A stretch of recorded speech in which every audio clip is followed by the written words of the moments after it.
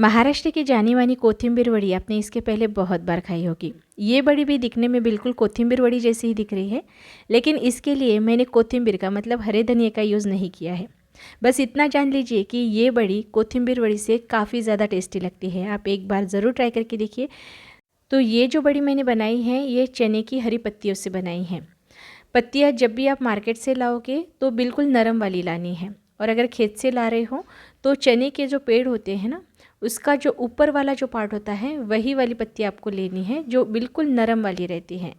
जो नीचे वाली पत्तियाँ होती है बहुत ज़्यादा मैच्योर हो गई है, वो हमें यूज़ नहीं करनी है। तो ये पत्तियाँ जो है ना मैंने अच्छे से धो ली थी, 2 से 3 बार पानी से धो लेना है। इसमें हल्का सा खट्टापन भी होता है और थोड़ा सा इसमें सॉल्ट भी होता है। तो इसे ना हमें अच्छे से धो लेना है, और इसे सुखाने के लिए थोड़ा फैन के नीचे आप रख सकते हो।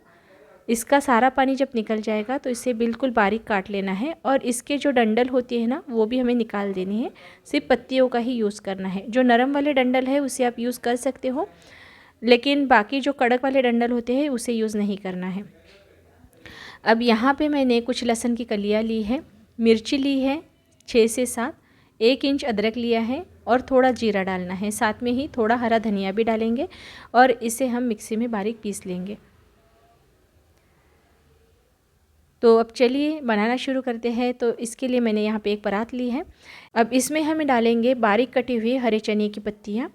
साथ में ही हम इसमें नमक भी मिलाएंगे, और इससे हमें अच्छे से मसलना है जब तक इसकी क्वांटिटी कम नहीं हो जाती। अभी ये 3 कप है, जब हम इसके मसल के एक करेंगे तो इसकी क्वांटिटी कम हो जाती है। तो ये 2 कप चने की हरी पत्तियाँ बची हैं। तो इसे इस तरह से हमें मसलना है कि ये पूरी तरह से गीला हो जाए और इसमें से पानी निकलना शुरू हो जाए, तब तक हमें इसे अच्छे से मसलना है। अब जो मिर्ची लहसुन अदरक की पेस्ट हमने बना ली थी वो इसमें डालनी है। हल्दी पाउडर डाला है, साथ में ही कसूरी मेथी भी डालेंगे। तिल इसमें ज़रूर डालना है। कोथिंबीर वड़ी में भी तिल डाले जाते हैं, इसमें भी ज़रूर डालिएगा, फ्लेवर काफ़ी अच्छा आता है। अब इसमें हमें बेसन डालना है। तो यहाँ पे मैंने शुरू में 1 कप बेसन डाला है, ज़रूरत पड़े तो आप डाल सकते हो। और यहाँ पे हम सीक्रेट इंग्रेडिएंट्स डालेंगे, तो वो है पोहा, जिसे हम नॉर्मल पोहा जिसे बनाते हैं ना वही लिया है। तो इसे मैंने कुरकुरा होने तक भून लिया था। तो अच्छे से रोस्ट कर लीजिएगा, और इसके बाद इसका पाउडर बना लेना है। बिल्कुल फाइन पाउडर तैयार होना चाहिए, इस तरह से पीसना है।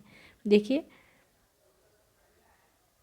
जैसे हमारा गेहूं का आटा होता है ना, उसी तरह से इसे पीस लेना है।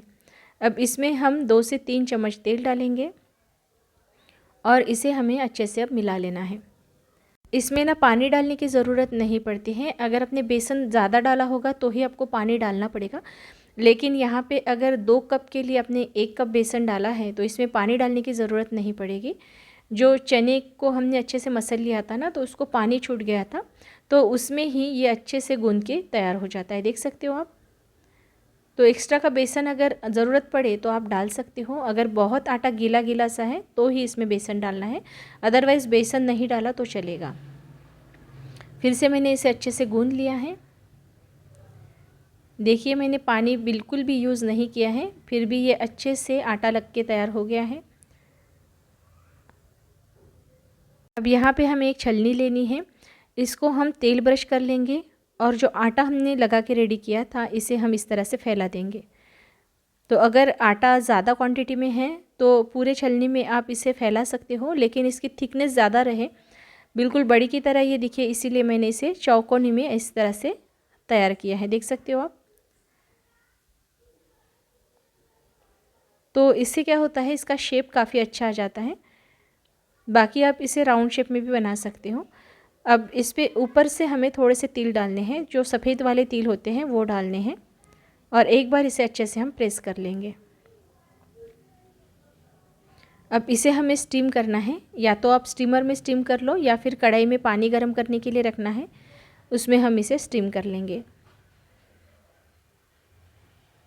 तो 15 से 20 मिनट के लिए हम इसे अच्छे से स्टीम करेंगे। गैस की फ्लेम को हमें मीडियम ही रखना है, और मीडियम फ्लेम पे 20 मिनट के लिए हम इसे अच्छे से स्टीम कर लेंगे। तो यहाँ पे देख सकते हो 20 मिनट के बाद ये अच्छे से स्टीम हो गया है। अब इसे हम ठंडा कर लेंगे। ये जब गरम गरम होगा तब हमें इसे नहीं काटना है, तो इससे ये अच्छे से कट नहीं होता है। थोड़ा सा ठंडा कर लीजिएगा, उसके बाद इसे काटना है। तो देखिए ये इजीली निकल के आया है। अब थोड़ी सी ठंडी हो गई है, इसे हम काट लेते हैं। इसकी जैसे हम बड़ी बनाते हैं ना, उसी तरह से इसे काट लेना है। तो आपको बड़ी अगर थोड़ी बड़े आकार में चाहिए होगी तो आप बड़े आकार में भी इसे काट सकते हो, या फिर जैसे मैंने बनाई है उस आकार में भी काट सकते हो। इसे आप ढोकले की तरह बिना फ्राई किए भी खा सकते हो, लेकिन थोड़ा शैलो फ्राई करेंगे तो टेस्ट ज़्यादा अच्छा आएगा और ये कुरकुरा भी बनता है।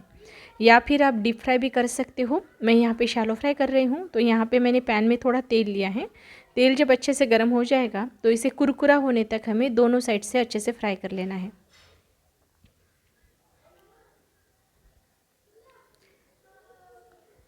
तो अभी गैस की फ्लेम को मैंने मीडियम रखा था। एकदम हाई फ्लेम पे इसे नहीं हमें सेकना है। अगर हाई फ्लेम पे आप सेकोगे तो ये ऊपर से लाल हो जाएगी, लेकिन कुरकुरी नहीं हो पाएगी। तो मैंने इसे डबल फ्राई करने के लिए निकाल लिया है। पहले मैंने हल्के से गरम तेल में इसे फ्राई कर लिया था, उसके बाद मैंने थोड़ा ज़्यादा गरम तेल में इसे फ्राई किया है। तो इससे बड़ी जो है ना ज़्यादा कुरकुरी बनती है। आप एक बार ही फ्राई करके ले सकते हो, लेकिन ज़्यादा कुरकुरापन लाने के लिए मैंने डबल फ्राई किया है। अब यहाँ पे आप देख सकते हो ये बड़ी जो है अच्छे से कुरकुरी हो गई है और इसका रंग भी बदल गया है। तो इस तरह से आप डबल फ्राई करके ले सकते हो, या फिर आप डीप फ्राई कर रहे हो ना तो आपको डबल फ्राई करने की ज़रूरत नहीं पड़ेगी। तो बड़ी यहाँ पे तैयार हो गई है। चलिए इसे निकाल लेते हैं और इसकी प्लेटिंग करते हैं।